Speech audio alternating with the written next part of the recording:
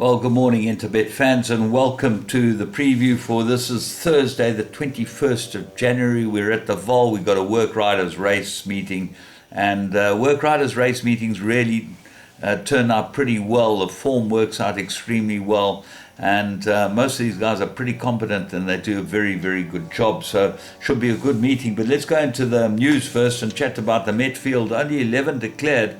There were 23 before final declarations. Only 11 got declared. The interesting horse, to my mind, is Princess Kala. The filly gets 51.5 Grant van Niekerk for Adam Marcus.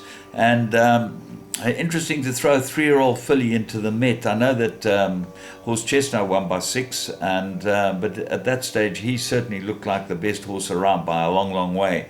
It will be very interesting to see how she goes. But the betting on the Metfield, Bulgarian 22-10. This is the Interbet betting, which means that you're getting the best price. There's no better price around.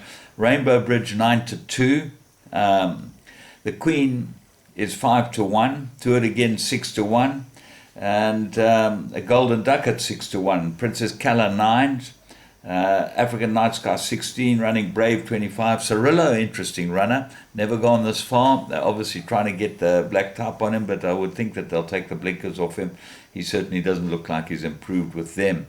But small field, very, very interesting field, and apparently there's going to be a pick six carryover of 5 million into the pool, which should certainly whet the punters' appetite. The other interesting thing was that our man Richard Fourie has taken the ride on Eric the Red rather than Casimir in the sprint, and that's quite interesting. And I think he's probably done the right thing. Eric the Red over 1,000, very, very good, and he's obviously knows the two horses.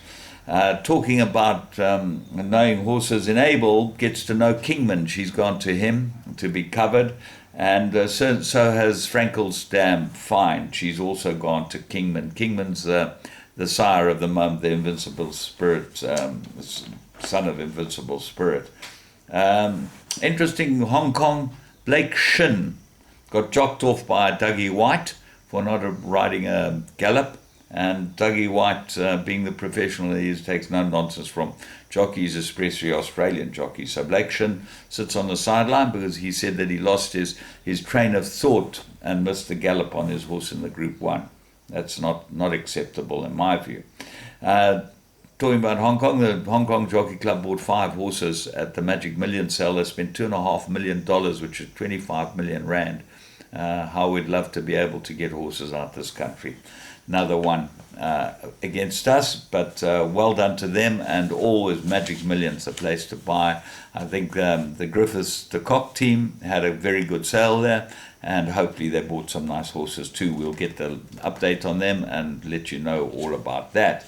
Let's go into the races. Maiden Plate Work Riders race 1 is off at 13:25, so that's 25 past 1. It's a really late start for the first race, and the course is in wonderful condition. And these Work Riders, well, the first race is Sunny Quinn's your favorite, and I think Sunny Quinn will win this.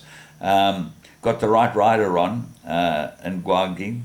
He has had 3 winners from 16 rides, so his percentage is out there with the best. It's got everything in his favor, Sunny Quinn. This is the right race for him. Lazy Guy looks like the big danger. And then Aaron's Fast, I expect him to improve, and Racing Man might improve as well. Cephas, the first timer from the Paul Peter stable. Well, who knows what will happen with him. Just watch for follow through. He was 33-10 early on. So it will give you an idea when you look later on to see whether there's been money for him. Race 2, Maiden Plate Fillies and Mares. They go 1,000 meters, and I like 13 Ruby Woo. Another one of Sean Terry's runners with May Need the Run. Well, Sean's too good a trainer to write May Need the Run, Sean. You can get a little bit more specific with your comments. That doesn't help anyone. Hannah Runnels gets the ride on Ruby Woo. That's Lyle's partner.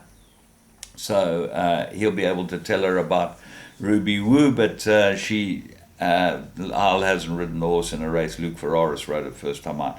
Carew Space gets into the race. I think this will run well. Amalfi Coast gets blinkers there or thereabouts, and the speed rating horse Princess Sabrina gets the blinkers as well, but no alleys. So interesting to see how that one goes. The money's been for Jam Fancy, good last run, but this is not an easy race, and I think that Ruby Woo's the right horse if she's anywhere near ready. I certainly like the first run, and there's 7 winners out of that form already. So that shows you, it was interesting. Samoa took so long to win a race, and then won subsequently, and 7 winners have come out that race. So it was a pretty good race that she won. Race 3, it's Maiden Plate Fillies and Mares, 1200, again the work riders, and I like Golden Spoon. I think this is the right horse here. Very nice first run, looked pretty good time, a lot to like about it. Mabaya gets a ride and he's very useful, so everything in his favor. Have a close look at Transfixed. Gets some blinkers this one, and gets a good rider from the Paul Peter stable. First run wasn't bad at all, and if you look at the collateral form line, it might be a danger, but I think Golden Spoon's the one to beat. Sean Terry's runner Mubhera, no money for that at this stage, but was 4-1 in the early betting. Watch for follow through. Race 4, Maiden Plate, 1200 meters, and I think differentiates the right horse here. Everything right about it. Speed rating, course and distance. Mabaya gets a ride, and remember, he's got off this one. He's got onto this one off Mike de Cox, Inherit the Rain, because he surely would have got the choice there. He does ride for Michael. Fenny gets a ride on, and it's not Jackson Fenny, it's Anati Fenny gets a ride on Inherit the Rain, but Differentiate does look like the right horse. Durban Boy gets blinkers. Look for improvement from the Paul Peter runner. There are a whole lot of horses here that are first timers. We don't know anything about them. Bit of Fun, 7-2 early betting. Flying Bull, 6-1. Sergey, 7-1 early betting. So watch for follow through from them. I've been asked to notify you the early betting, so you can look at the betting later on and closer to the race. Race 5, and I think that's a good improvement. So we're looking for improvement the whole time. Peeps, keep giving me the information. I like to be able to help you. Milk Riders Maiden, 1700 meters, 4-cornered contest, 6 major winter. Looks like the right horse, 2-1 in the betting. 2 good runs, and I think is a big improver and should go extremely well here. Gets a good rider and should run well.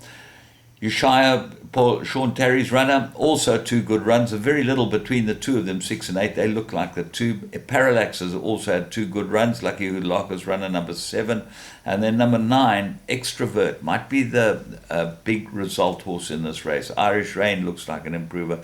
So it's one of those races, a bit difficult and not much collateral form, not much to work on. You need to put in a number of horses here.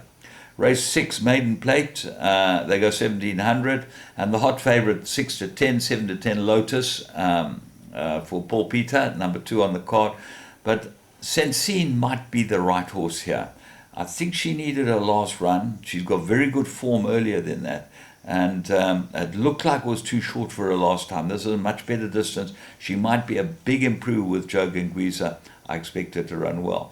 Lyrical Dance comes off a big break. And gets Mabaya, so that goes into your play. And then Amber Light, Sean Terry's other runner, gets Daniel Bass. Might be an improver as well. Duchess of Bernadette also, I thought, would improve over the distance. Race 7, Maiden, Fillies and Mares, 2,000 meters. And here I like Bend Not Break. I know she's actually a Northern Hemisphere 4-year-old, so she's actually 6 months behind. She's only a 3-year-old.